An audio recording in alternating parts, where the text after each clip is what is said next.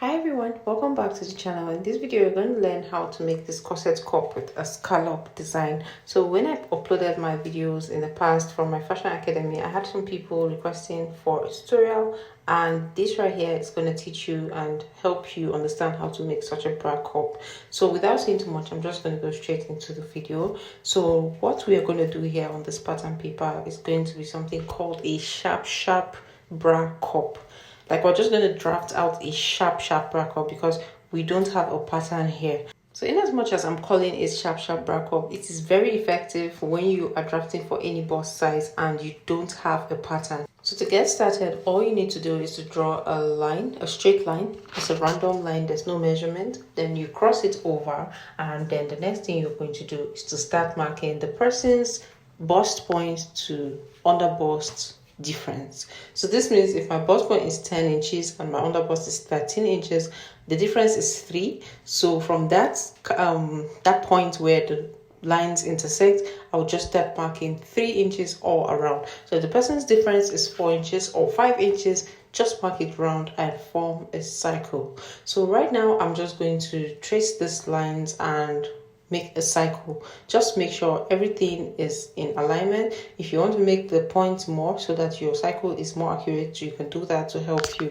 I'm just going to fast forward this now and show you what next to do.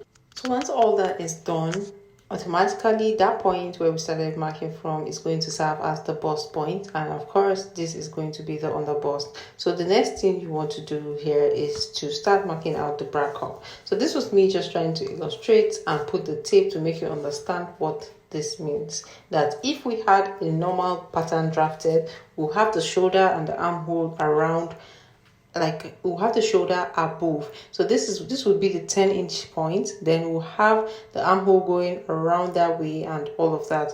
So now you just need to decide where you want the neckline, that's the end of the cup, to be. That's how exposed you want this to be. Usually I would use my chest point, which is 8.5 inches, and that point is usually okay for me. But when you do that, you just need to bear in mind that some part of the bust is going to be exposed. If you want a full coverage, you want to make sure you are using the top part of the cycle. I hope this makes sense. Okay, so after doing that, what you need to do is to come to that point at the bottom, that's the under bust line, and you're just going to take your under bust dart. I've made mention of this in my previous videos, but in case you don't know, to get your under bust dart, you simply divide your bust length by 6. And in this case, mine is 10 inches, so 10 divided by 6 gives me about 1.66666. So I'm just going to divide what I have there on both sides. So I'll come down by 1 inch at the bust point, of course, because we don't want it too sharp.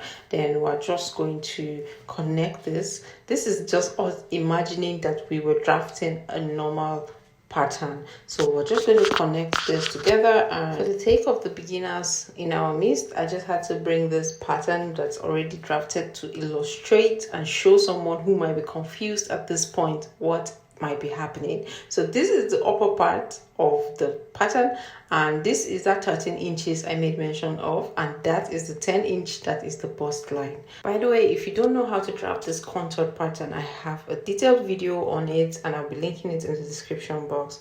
So at that point where I want the corset cup to stop at, I was just taking note of how many inches we have as the dart intake at that point.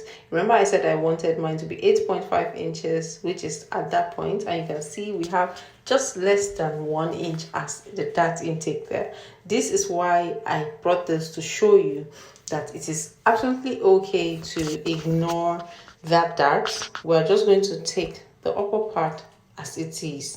However, on the sides, I'm just going to add 1/2 inch to extend it, because on our bodies, we have the bust being fuller at the part that goes towards the armhole area. So I'll simply blend it back to the cup, and now on this line here that would divide the 3-part cup, I'm just going to take some dart on both sides, about 1/2 inch on both sides. But trust me, if you're working with a bigger cup, you need to take up to 0.75 inches, and in some cases where you're working with a bust of about 48 48 inches, you might even need to take 1 inch on both sides so that you have a perfect curve. But of course, this is a bust 34. I'm making it of just half of an inch on both sides. Okay, so I took half of an inch on the other side as well. So this point here, I took half of an inch, and I took half of an inch on the other side as well. So after taking in the dart, I just made sure I blended back the upper part so that it doesn't look too small, and I just adjusted it a bit.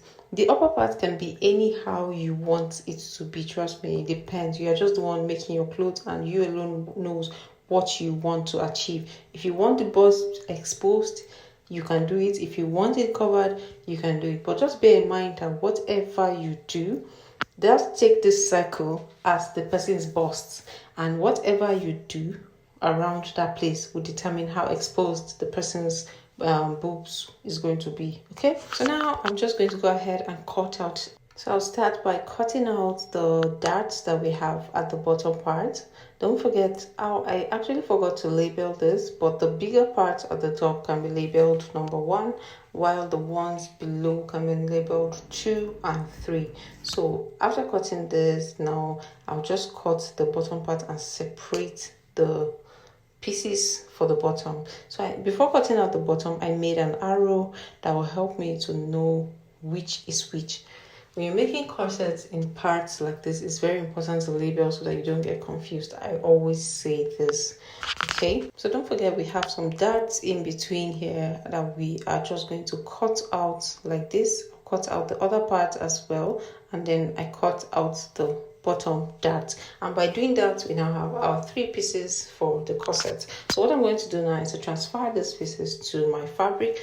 Please take note, this was just an illustration, and so I just made cuts out on the fabric directly. If you're doing this for a client, you need to put your interfacing, you need to steam press it. You know, even on the lining pieces, you need to make everything look really good. This is just an illustration, like I said, and I just did it in a freestyle manner. So I made those notches, and of course these notches are going to be going together. This is going to help me know that these are the top parts of the bottom pieces. And now moving on to the star of the show, which is the scallop cup. What you simply need to do is that after you've cut the upper part, that's the biggest part of this cup, you're just going to transfer that pattern back here, and you are just going to tape it down on a new paper. After doing this, you're going to just create your new neckline and make this one bigger. So you're going to make alterations to only the top part of the corset. So anyhow you want this, just freestyle it, or you know, whatever you would like to see, whether you want it to be zigzag or you want it to be a scallop, or anyhow you want it to be. So don't forget that when I was cutting out this part on the fabric, I added half of an inch on the sides. So just add that half of an inch on it as well before you half of an inch at the bottom and on the side. Okay, so cut this out, and then you're going to transfer it also on another fabric. So once you've made modifications to that upper part, you can now go ahead and join the 2 bottom pieces like you would normally do. So please take note of the fact that this is just an illustration, and that's why I'm not ironing, steaming. If you're doing this for a client, you need to notch, you need to take your time and really iron to open up all your seams. Okay, and now you know that normally you would just place this big part on this bottom part, but there's a little difference here. What you need to do is to bring this pattern here, cut it on a fabric, and once you've cut it out on the fabric, you need to interface it. If you use a cutting stay or any other kind of stay to sew, just put it, apply it as well. Add just half of an inch allowance above, following the shape, because you're going to be turning this with a lining. So you're going to stitch from one side to the other side, following the shape as it is. Don't forget to cut your lining piece right sides facing the right sides.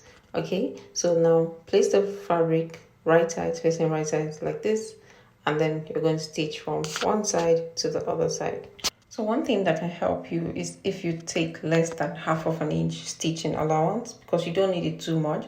Another thing is to place your hemming tape while you stitch, so that when you turn it over to the right side, you'll be able to iron it and keep everything in place. So this was me trying to show you that if possible, take just 0.25 inches allowance and stitch, because now this one I have done is too big. I'll still have to trim it off so that by the time I turn it over, everything is going to stay in place.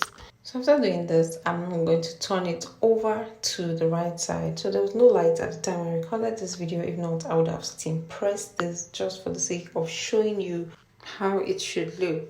Of course, this is just an illustration. Please don't fail to iron properly when you are doing this for somebody or yourself. Okay? So when you iron, everything is just going to stay and be in place nicely. So after doing this, just place it now on the big part like this, and don't forget we're going to have half of an inch still left on the main part. So that half of an inch that's going to be left is going to be used to turn the main cup with its own lining. So this number one now is going to be treated as one. So I stitched it to join it together. It is at this point you can now bend it over and join to the bottom pieces. If there's anything you don't understand, just drop a question. I'm going to reply you. And I really hope you understand everything I've been doing in this video. It's really easy, especially when you try it out, you understand everything I've been doing. Okay, so I just joined them now to the under, that's the two bottom pieces, and by the time you're done, you now understand that okay, the upper part that is going to be hanging is going to be properly finished. The lining would have properly finished it, and the main cup will still be inside. So anything that is done, even if you're attaching a yoke, you're going to attach your yoke. Normally, you bend down this cup, that's the scallop cup, and do everything you would normally do with your cup. I really hope you learned something from this video. So this is a clip of the one I made at my school. This is the dress. This is what it looked like. By the time I was attaching the yoke, I just bent it over and attached the yoke normally, just as I would normally do. And someone from afar will be wondering, oh, how did this work? How did they join the net to the scallop cup? So this also is the video of this cup on the dress form, just to show you what I meant when I said you should add half of an inch on the side that goes around the armpit area.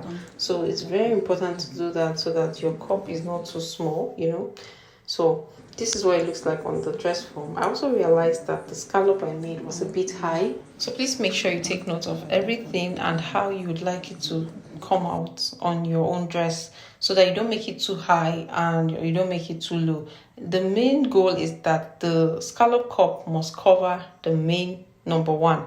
That's the main cup. That's that one that is attached to the bottom parts, okay? So that you cannot see it anymore. If you learned anything from this video, I'll be so grateful if you give this video a thumbs up. See you guys in the next one. Bye.